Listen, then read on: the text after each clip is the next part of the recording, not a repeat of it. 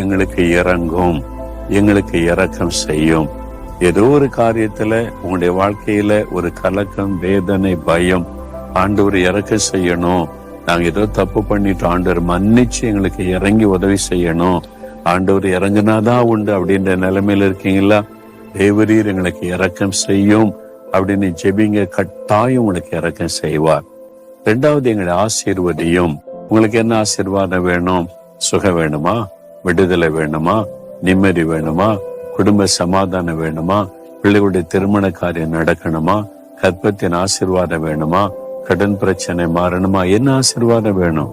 அவரிடத்துல சகலவிதமான ஆசீர்வாதமும் சம்பூர்ணமா இருக்கிறது. நீங்க தான் என்னை ஆசீர்வதியும், எங்களை ஆசீர்வதியும், எங்கள் குடும்பத்தை ஆசீர்வதியும், நான் செய்கிற ஊழியத்தை ஆசீர்வதியும், என்னுடைய தொழிலை ஆசீர்வதியும், என் கையின் பிரயாசத்தை ஆசீர்வதியும், என் நிலத்தை ஆசீர்வதியும், என் பிள்ளைகளை ஆசீர்வதியும் என்று ஜெபம் பண்ணணும்.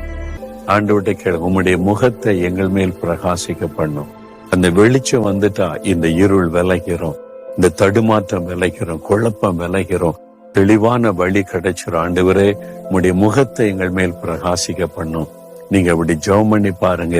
உங்களுடைய வாழ்க்கையில காணப்படுகிற அந்த பயமாகிய இருள், கலக்கமாகிய இருள் உங்களை வாழ்க்கையை விட்டு விலகி ஒரு வெளிச்சம் உண்டாயிட்டு ஒரு பெரிய மன மகிழ்ச்சி வந்துடும்.